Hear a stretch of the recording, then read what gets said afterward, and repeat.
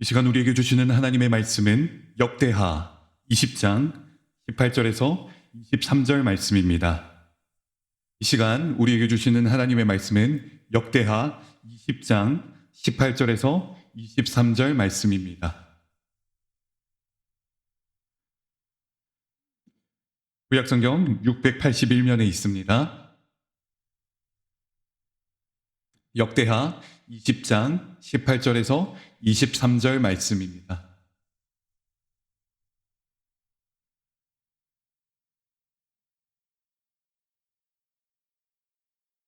다 찾으신 줄 알고 교독하도록 하겠습니다.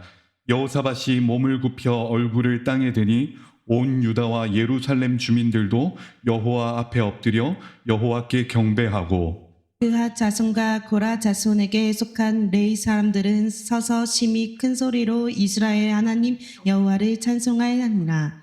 이에 백성들이 아침에 일찍이 일어나서 드고와 들로 나가니라. 나갈 때에 여호사밧이 서서 이르되 유다와 예루살렘 주민들아 내 말을 들을지어다. 너희는 너희 하나님 여호와를 신뢰하라. 그리하면 견고히 서리라.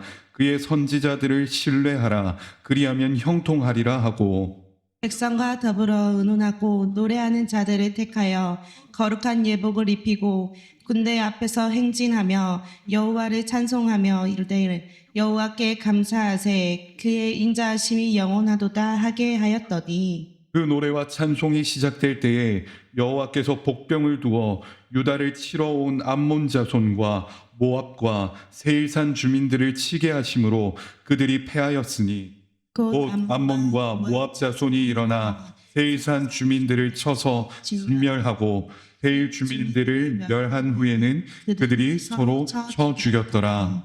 아멘. 지난 한 주간도 평안하셨습니까? 예, 벌써 2025년 마지막 주일이 되었습니다. 올 한 해도 하나님의 은혜로 여러분 여기까지 온 줄 믿습니다. 우리 환한 미소로 앞뒤 좌우 이렇게 인사해 볼까요? 올 한 해도 정말 수고 많으셨습니다. 인사해 보겠습니다. 네, 정말 수고 많으셨습니다. 수고하고 또 섬기고 또 여러 모양으로 하나님 앞에서 귀한 삶을 살아오신 여러분의 삶 속에 하나님의 은혜가 넘쳐나기를 주님의 이름으로 축복합니다. 여러분 로고테라피라는 말을 아십니까? 이 말은 우리나라 말로 의미요법이라고 합니다. 이 말은 유대계 정신분석학자 빅터 프랭클이라는 사람이 말을 했습니다. 빅터 프랭클은 유대인이라는 이유만으로 아우슈비츠 수용소에 갇혀서 죽음의 문턱을 넘나들었던 사람 중에 한 사람입니다. 이 수용소에는 어제까지 같이 잘 지내던 동료가 차례로 가스실로 불려가서 죽음을 맞이하는 것이 다반사였습니다. 그곳에 갇혀 있으면서 이들은 얼마나 큰 고통을 경험하였을까요? 그런데 이 빅터 프랭클이라는 사람은 그런 최악의 상황에서 놀라운 사실 하나를 발견하게 됩니다. 그것이 무엇이냐면 많은 유대인들이 가스실에 실려 끌려가기 전부터 극한의 공포로 인해 이미 죽은 목숨이다 라고 생각하더라라는 것입니다. 절망의 그림자가 얼마나 강하게 엄습했던지 그들은 숨만 쉬고 있을 뿐 이미 다 죽은 상태였습니다. 그래서 빅터 프랭클은 이런 환경에 무너지지 않고 희망을 불태우기 위해서 깨진 유리 조각을 하나 취합니다. 그리고 그것을 감추어서 자신의 수용소에 갖고 들어가서 매일 아침마다 일어나면 그 깨진 유리 조각으로 면도를 했다고 합니다. 여러분 깨진 조각으로 면도해 보신 적 있으십니까? 아마도 감히 상상해 보건대 그 깨진 유리 조각이 그의 피부를 뚫었을 것이고 곳곳에 피가 흘렀을 것입니다. 상처가 그의 입 주변에 많아졌을 것입니다.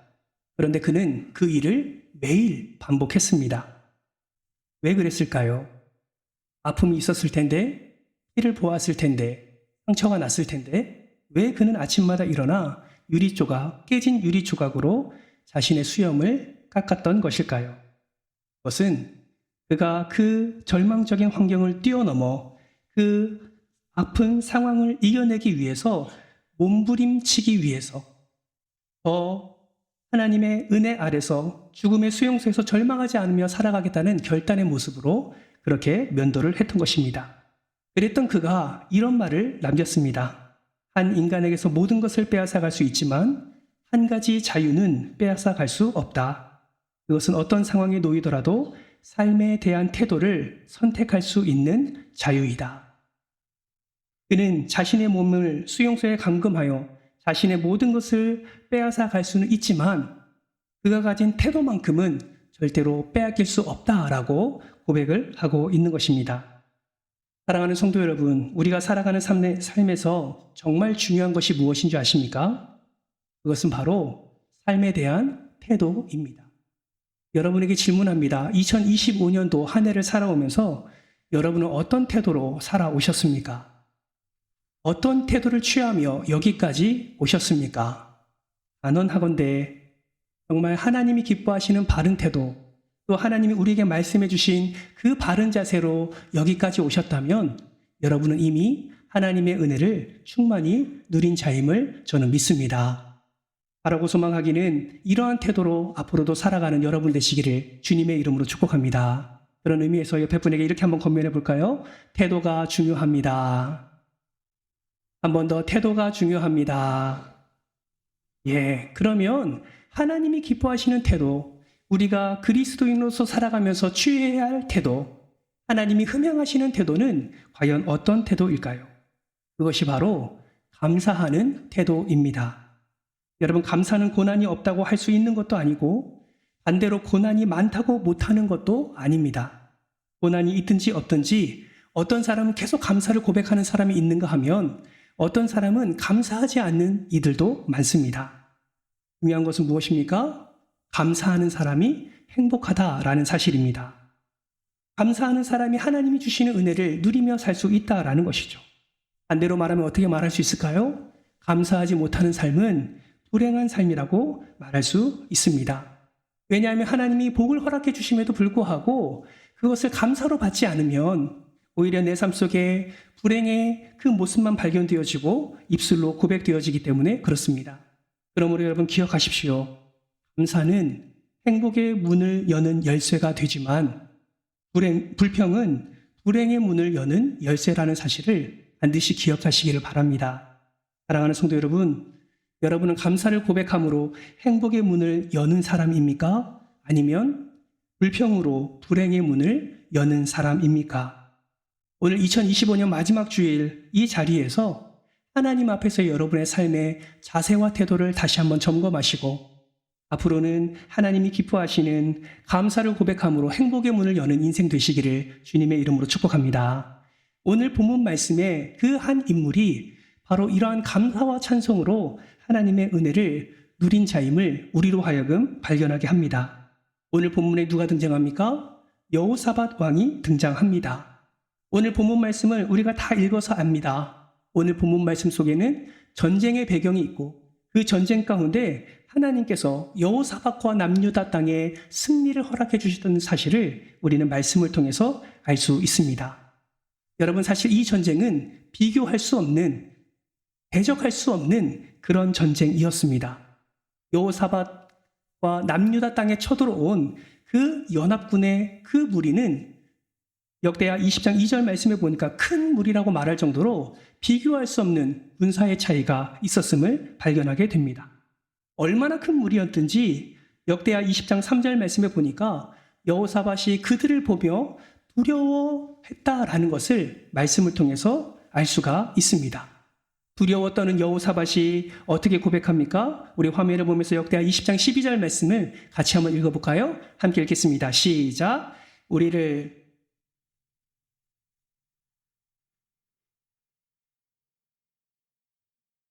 아멘. 여러분, 이 고백은 무엇을 의미합니까? 한마디로 눈앞이 kamkam하다는 것이죠. 어떻게 대처할 수도 없고 어떻게 대응할 수 없는 그런 상황 가운데 지금 여호사밧 왕이 지금 처해 있음을 말하고 있는 것입니다. 그런데 놀라운 것은 무엇입니까? 이러한 감당할 수 없는 상황 가운데 여호사밧이 어떻게 행동했느냐, 어떤 태도를 취했느냐가 너무나 중요하다라는 것이죠. 여러분, 여호사밧은 하나님께 어떠한 태도를 취했습니까? 가장 먼저 여호와께 낯을 향하여 간구했다라고 성경은 말씀하고 있습니다. 여러분 역대하 20장 3절 말씀을 보세요. 여호사밧이 두려워하여 여호와께로 낯을 향하여 간구하고, 여기서 낯을 향한다는 것은 무엇을 의미합니까? 여호와께 도움을 구하기로 결심했다라는 것을 의미하고 그 결심을 행동으로 옮긴 것을 말하고 있습니다. 그리고 그 낯을 여호와께로 향하여 무엇을 행합니까? 하나님, 지금 이 상황 주님 아시지요? 나를 도와주십시오. 나를 살려주십시오. 간절한 마음으로 하나님께 기도한 것을 우리는 확인할 수가 있습니다. 여러분, 여호사밧만 하나님 앞에 엎드린 것이 아닙니다. 그 다음 여호사밧이 어떻게 행동합니까? 두 번째로 모든 남유다 백성들을 향하여 금식을 선포합니다. 모든 백성들로 하여금 아무것도 먹지 말고 오직 하나님께 기도하라라고 명령을 한 것입니다. 이것은 무엇을 의미합니까? 목숨을 걸고 하나님께 매달린다는 것을 의미하는 것이죠. 여호사밧은 다급했고 간절했고 그래서 온 백성으로 하여금 함께 하나님께 간구하기를 그렇게 명령했던 것입니다. 여러분, 결과가 어땠습니까? 여호사밧과 남유다의 승리가 결과로 나타났습니다. 여러분, 어떻게 승리하게 되었나요? 하나님이 그들의 간구와 그들의 중심 그리고 낯을 향하여 드는 그들의 태도를 보셨기 때문입니다. 다른 것으로 승리할 수 없었지만 하나님의 놀라운 능력으로 말미암아 그들이 승리의 기쁨을 누리게 되었습니다. 여러분, 이 사건을 통해서 우리는 무엇을 알 수 있습니까? 한번 따라해 볼까요? 하나님께 낯을 향하고 구하면 하나님이 움직이십니다. 아멘이십니까? 한 번 더 따라할까요? 하나님이 움직이시면 반드시 승리합니다. 아멘이십니까? 예, 아멘입니다. 하나님께 낯을 향하여 들고 기도하면, 간구하면 하나님께서 반드시 그것을 들으시고 일하시며 승리를 허락해 주신다라는 것이죠. 여러분, 어떻게 남유다와 여호사밧이 승리를 경험했습니까? 하나님이 한 사람을 택하여 그들에게 보내십니다. 바로 야하시엘이라는 사람이지요. 그에게 하나님의 지혜를 들어 그 남유다와 여호사밧에게 말씀해 주십니다. 놀라운 작전을 그들로 하여금 듣게 하십니다. 어떤 작전이었을까요? 여러분, 하나님이 말씀하신 작전은 인간이 생각했던 그 어떤 전략이 아닙니다. 하나님이 말씀하신 작전은 인간이 생각했던 그 어떤 전술이 아니에요. 하나님이 야하시엘을 통해서 여호사밧과 남유다에게 전한 놀라운 작전은 바로 감사와 찬양이었습니다. 여러분, 여호사밧과 남유다는 지금 눈앞이 깜깜합니다. 아무것도 보이지 않아요. 그러나 하나님의 사람 야하시엘이 가서 너희는 하나님께 감사와 찬양을 올려드리라 라고 그렇게 하나님의 명령을 전달한 것입니다. 놀라운 것은 무엇인지 아십니까? 여호사밧 왕이 찬양대원을 세웁니다. 오늘 아름답게 하나님을 찬양한 우리 시온 찬양대처럼 예복을 입혀요. 그리고 그 찬양대원을 군사들이 서 있는 그 바로 앞에, 가장 앞에 서서 하나님을 찬양하게 합니다. 어떻게 찬양한 줄 아세요? 21절 하반절 말씀 우리 화면을 보면서 같이 한번 읽어볼까요? 함께 읽겠습니다. 시작. 여호와께 감사하세 그의 인자하심이 영원하도다. 여러분, 이해가 되십니까? 대군이에요. 상대가 되지 않는 대군입니다.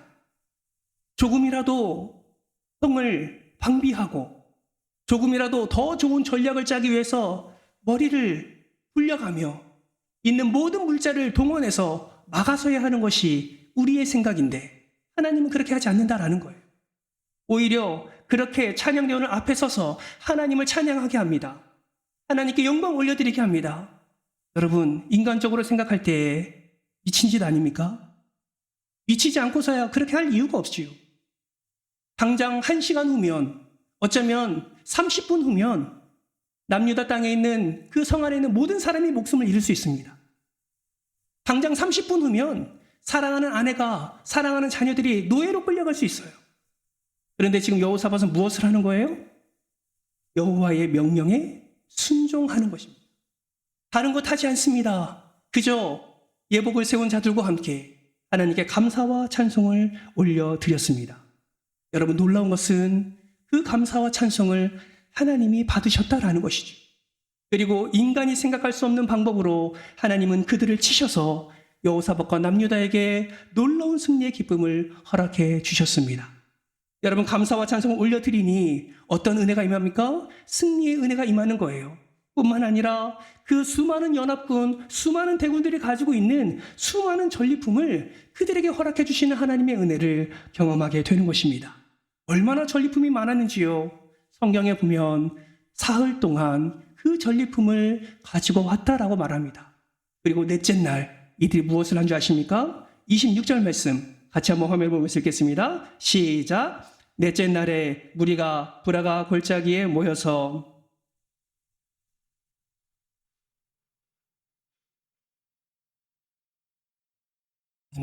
넷째 날이 되어 모든 것을 허락해 주신 하나님께 더 감사와 찬송을 올려드리는 것입니다. 브라가 골짜기, 곧 찬양의 골짜기, 감사의 골짜기라는 의미를 담고 있습니다. 사랑하는 성도 여러분, 하나님의 축복이 여기서 끝났나요? 그렇지 않아요.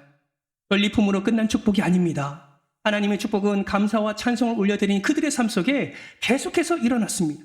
어떤 축복입니까? 이 소식을 이웃 주변 나라들이 듣게 되는 거예요. 그리고 승리를 한 이스라엘 백성들, 그 남유다 백성들을 두려워하게 하십니다. 뿐만 아니라 이로 인해서 하나님께서 그 땅에 평화를 허락해 주세요. 30절 말씀 화면을 보면서 같이 한번 읽을까요? 함께 읽겠습니다. 시작. 여호사밧의 나라가 태평하였으니 이는 그의 하나님이 사방에서 그들에게 평강을 주셨음이더라. 아멘.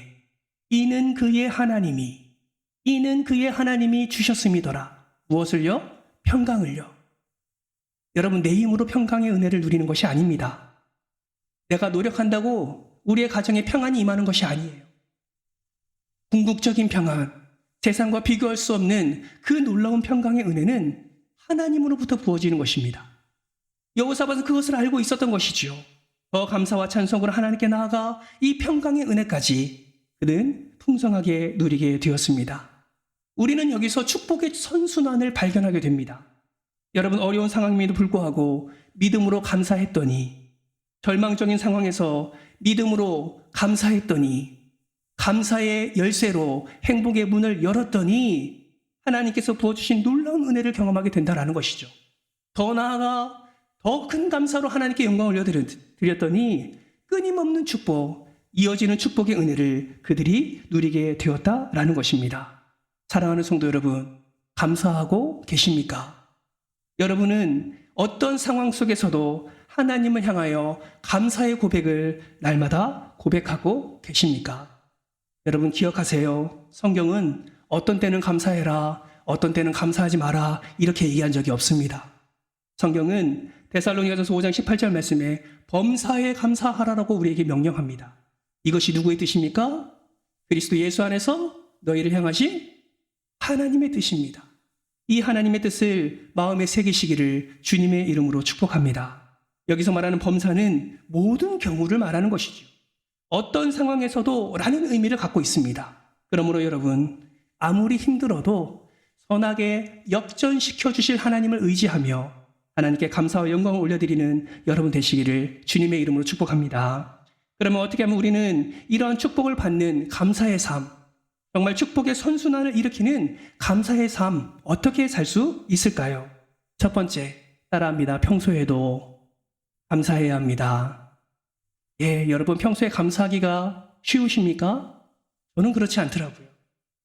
매일의 삶 속에서 하나님이 이루어 가시는 놀라운 은혜를 저는 경험합니다. 연말이 되어서 많은 것들을 결정해야 되고 또 많은 것들을 세워가야 되는 연말이지요. 사실 쉽지 않는 일정입니다. 그럴 때마다 하나님께 기도해요. 그러면 어느 순간 하나님께서 저의 기도를 응답해 주십니다. 그런데 참 어리석게도요, 그 응답이 일어남에도 불구하고 제 입술에서 감사가 고백되지 않는 것을 저는 발견합니다. 언제 그거를 깨닫는 줄 아세요? 새벽 제단에 기도의 자리에 있을 때, 아, 맞아.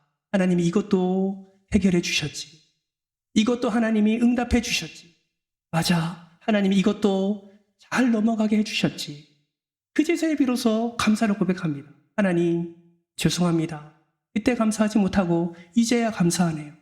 하나님, 이 또한 주님의 은혜입니다. 감사합니다. 여러분, 평소에 감사하는 거 쉽지 않습니다. 왜 그럴까요? 우리 안에 있는 당연한 심리 때문에 그렇습니다. 당연 심리 때문에 그래요. 여러분, 하나님이 여러분에게 은혜 베푸시는 것이 당연하십니까? 하나님이 여러분의 삶을 간섭하시고 여러분을 선하게 인도해 주시는 것이 여러분 당연합니까? 하나님이니까 당연히 그래야 되는 겁니까? 여러분 기억하세요.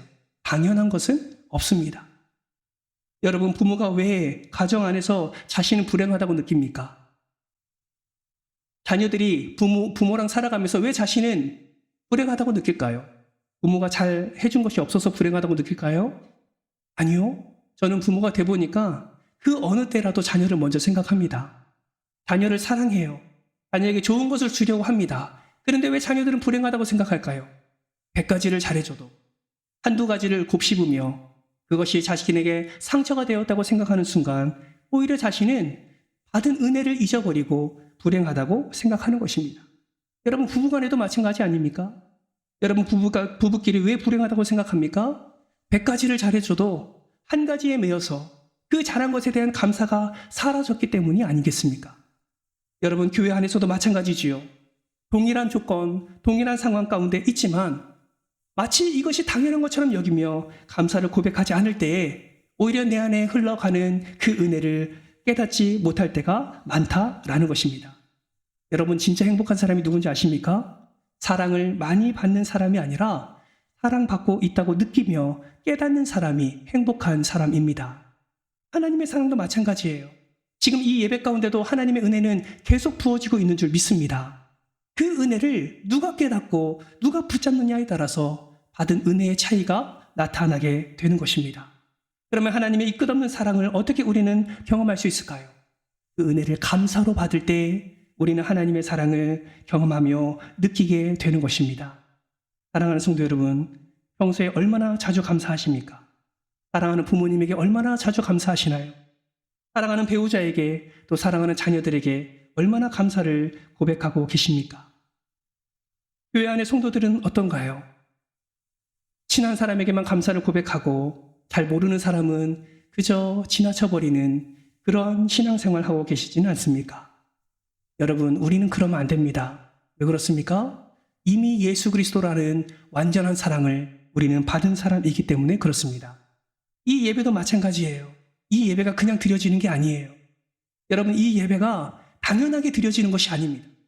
이 예배를 드리기 위해서 수많은 손길과 섬김들이 있다는 사실을 여러분 기억하십시오. 이 예배를 드리기 위해서 예배를 준비하는 섬김이 있고 영혼을 세우며 섬기는 이들이 있고 또 이 장소를 깨끗하게 하기 위해서 시간을 내고 에너지를 써서 하나님 앞에 정성껏 준비하는 이들이 있습니다. 뿐만 아니라 우리가 함께 교제하며 함께 마음을 나누기 위해서 식사를 준비하는 것, 또 여러 모양으로 섬기는 것들이 당연한 것이 아님을 여러분 기억하시기를 바랍니다. 여러분, 당연하다 생각하면 그 자리에는 감사가 사라지게 됩니다. 당연한 것이 아니라 은혜로 생각하고 감사로 여길 때 우리 안에 하나님의 놀라운 평안의 은혜가 넘쳐나는 줄 여러분 믿으시기를 바랍니다. 그런 의미에서 옆에 사람 얼굴 한번 쳐다보세요. 빨리 쳐다보세요. 예쁘죠? 한 사람만 네 했어요. 다시 질문합니다. 예쁘죠? 예, 너무 귀하죠? 예, 이분들이 2025년도 교회를 섬기고 영혼들 섬기는 이들입니다. 이분들에게 정말 마음을 다해서 이러한 감사를 한번 표현해 볼까요? 올 한 해도 귀하게 섬겨주셔서 감사합니다. 네, 이분들이 있기에 우리 교회가 있고 우리 교회가 하나님의 나라, 하나님의 영광을 드러내는데 귀하게 사용될 줄 믿습니다. 두 번째, 감사하기 위해서는 우리는 어떻게 해야 됩니까? 잘 될 때에도 감사해야 한다라는 것입니다. 평소에도 감사가 잘 되면 잘 될 때에 감사할 수 있습니다. 여러분, 우리가 잘 될 때 조심해야 될 것이 무엇입니까? 바로 교만이지요. 돈이 좀 생겼다고, 지위가 좀 높아졌다고, 명예가 좀 생겼다고, 진급했다고, 좋은 직장 들어갔다고 의시되면 그것은 주님을 무시하는 교만의 모습인 것입니다. 여러분, 오늘 본문의 여호사밧 왕을 보세요. 전쟁터에서 이긴 다음에 어떻게 합니까? 자세를 바짝 낮춰서 하나님께 감사와 찬양을 올려드립니다. 내가 왕이니까 나 때문에 이겼다라고 교만함을 드러내는 것이 아니라 여호사밧 왕은 오히려 하나님을 찬송하며 하나님의 행하신 일을 선포하고 있습니다. 주님이 하셨습니다. 여호와께서 하셨다라고 여호사밧은 선포하고 있는 것입니다. 그러므로 여러분 기억하십시오. 잘 될 때 감사하면 더 큰 감사를 하나님께서 허락해 주신다는 사실을 반드시 기억하시기를 주님의 이름으로 축복합니다. 마지막 세 번째는 힘들 때에 감사하시기 바랍니다. 감사 중에 가장 어려운 것이 있다면 고난 중에 감사하는 것일 겁니다. 하지만 살아계신 하나님을 온전히 신뢰하고 하나님을 온전히 믿는다면 우리는 어려울 때도 감사를 고백할 수 있습니다. 제가 아픔을 겪고 나서 그 어느 때보다도 감사를 많이 고백했습니다. 여러분, 찬양을 부를 수 있다는 것에 대한 감사해 본 적 있으십니까? 저는 여전히 노래를 못 부릅니다. 부르지 말래요. 부르면 안 된대요. 그래서 여러분이 찬양할 때 저는 여러분의 찬양 소리를 들으며 마음으로 기도합니다. 마음으로 찬양을 부릅니다. 여러분, 목소리를 낼 수 있다는 것에 대한 감사해 보셨습니까? 여러분, 어려울 때 더 많은 감사가 나오더라고요. 그때는 몰랐는데 하나님의 은혜였군요.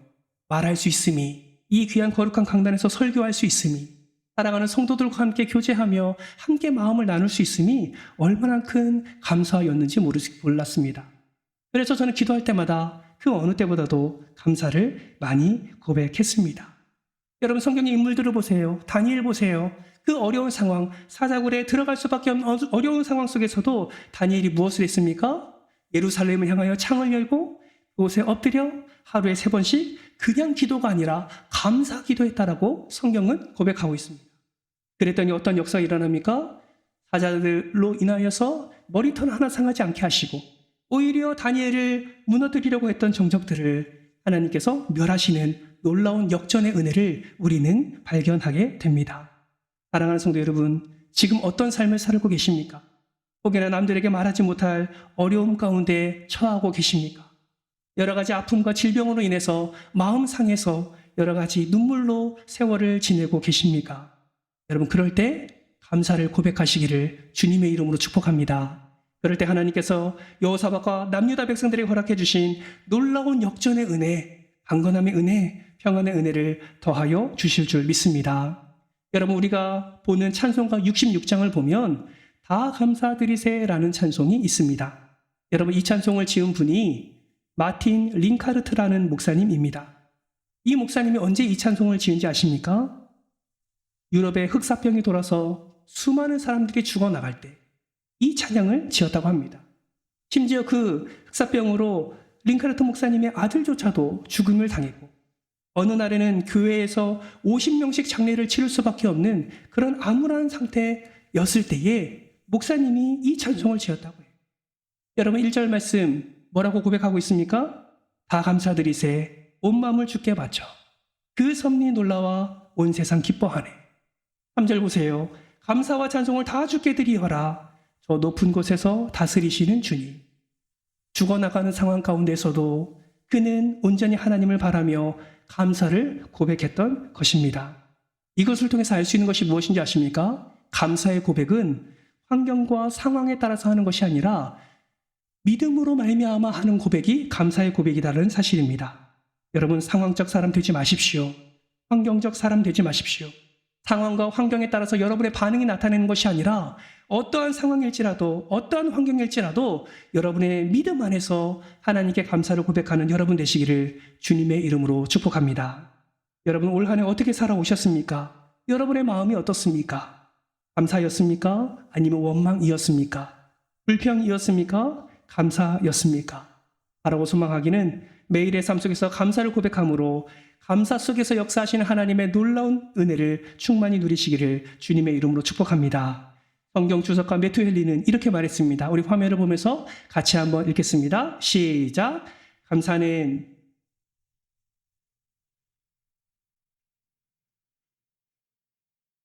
아멘. 여러분, 마이너스 인생 되지 마시고 플러스 인생 되시기를 주님의 이름으로 축복합니다. 플러스 인생은 감사로 시작됩니다. 여러분의 잃어버린 감사, 여러분의 삶 속에 놓치고 있는 그 감사가 있다면 오늘 이 시간 하나님의 말씀 앞에서 더욱더 하나님께 감사와 찬송, 영광 올려드리는 여러분 되시기를 주님의 이름으로 축복합니다. 2025년 얼마 남지 않았습니다. 여러분, 한 해를 잘 마무리하시고 또 2026년도도 하나님께서 은혜로 열어주실 터인데 라고 소망하기는 2025년 마지막뿐만 아니라 2026년도에도 감사로 하나님께 영광 올려드려서 하나님이 기뻐하시는 놀라운 승리의 주인공 되시기를 주님의 이름으로 축복합니다.